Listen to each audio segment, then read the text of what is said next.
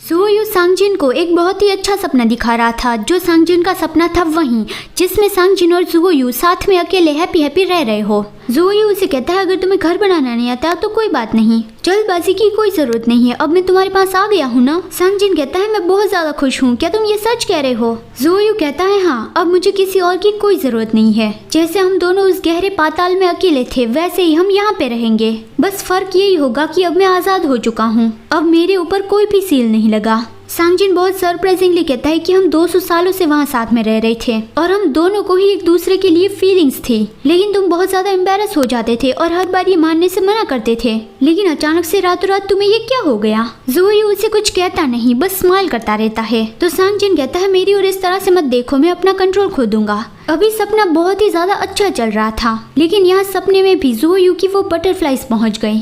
सुयू सांगजिन को अपने करीब लाता है और उसके कान में कहता है फिनिक्स, मैं तुम्हारा वाइफ हूँ, तुम्हें मेरी केयर करनी है। इससे सांगजिन का चेहरा लाल हो गया, मतलब कि वो वीक पड़ गया। उसने पूरी तरह से सुयू पे भरोसा कर लिया। सुयू उसे बुलाने लगा तो सांगजिन अपने सपने से जाग गया और अब वो सुयू के वश में आ चुका है। उसे बार बार सुयू की आवाज सुनाई देने लगी, तो फिर वो दरवाजा तोड़ के बाहर चला गया कि सुयू मुझे बुला रहा है। फिर अगला सीन आता है, सेक्ट के कुछ लोग इस सिचुएशन के बारे में बात करते हुए जा रहे थे कि बहुत ही ज्यादा स्ट्रॉन्ग एनिमी हम पे हमला करने वाला है और फर्स्ट टेरर तो ऑलरेडी टूट चुका है। मेरा घर भी यहाँ पे माउंटेन के नीचे है, अगर मुझे पहले से ही पता होता तो फिर मैं मेरे पेरेंट्स और बहनों को यहाँ पे ले आता, लेकिन अब कोई भी यहाँ से बाहर नहीं जा सकता और कोई भी अंदर नहीं आ सकता। वो सब लोग बस यही बात कर रहे थे, लेकिन तभी उन लोगों ने देखा कि फिनिक्स को जहाँ पे रखा गया था उसका दरवाजा खुला है और यहाँ पे दूसरी ओर बैरियर टूट जाने की वजह से इविल स्पिरिट्स अंदर आने लगे थे। तो फिर सभी लोग इविल स्पिरिट्स को मार रहे थे और बैरियर को जल्दी जल्दी रिपेयर करने की कोशिश कर रहे थे।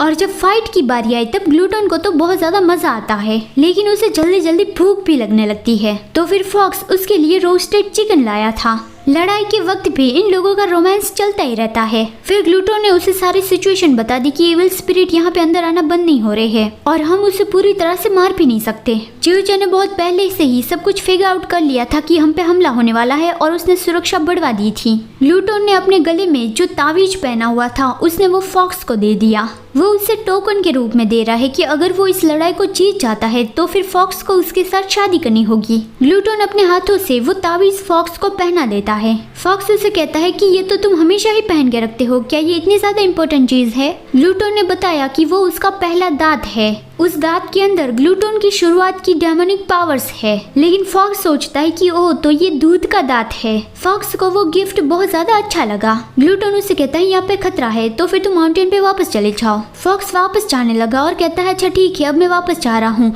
और तुम्हें इसके बदले में क्या देना है उस बारे में सोचता हूँ। ग्लूटन उसका लाया हुआ चिकन खाता हुआ कहता है ओके।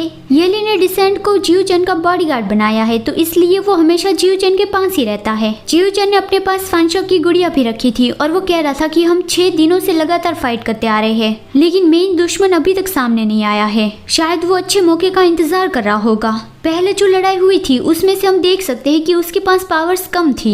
शायद हेवन का प्रिमोडियल स्पिरिट बहुत ही ज्यादा वीक हो, वो शायद इतना ज्यादा स्ट्रांग नहीं होगा जो लड़ाई करने के लिए सामने आ जाए। अगर ऐसी बात है फिर भी हम बहुत ज्यादा मुश्किल से जीतेंगे, लेकिन हमें इस बात को भी इग्नोर नहीं करना चाहिए। तुम क्या कहते हो फंशाओ? लेकिन वो तो सिर्फ एक गुड़िया है, वो क्या कह सकती है? डिसेंट जो उसके पास बैठा था वो उसकी ओर तिरछी नजर करके देखता है कि मैं यहाँ पे जिंदा हूँ, उसके साथ वो बात नहीं कर रहे हैं। मतलब उसने कहा नहीं, लेकिन उसके दिमाग में तो यही चल रहा होगा। और यहाँ पे दूसरी ओर फॉक्स जब वापस जा रहा था तब उसने काफी सारे इविल स्पिरिट्स देखे जो बैरियर को तोड़ने पे तुले थे। वो बहुत ज्यादा डर रहा था, लेकिन ग्लूटन ने उसे जो तावीज दिया था उससे उसे हिम्मत मिल रही थी। तभी सांगजिन वहाँ पे उड़ के आ गया तो फॉक्स ने उसे देख लिया कि आजिन तुम यहाँ पे क्या कर रहे हो और तुम अपने कमरे से बाहर कैसे निकले? आपके लिए एक सवाल। जैसा कि आपको पता ही है कि इस कहानी में 4 बीस्ट है, केओस यानी कि सांगयान, ग्लूटन, डिसेंट और स्टबन। तो फिर सवाल ये है कि उन चारों में से किस किस के पास पंख है?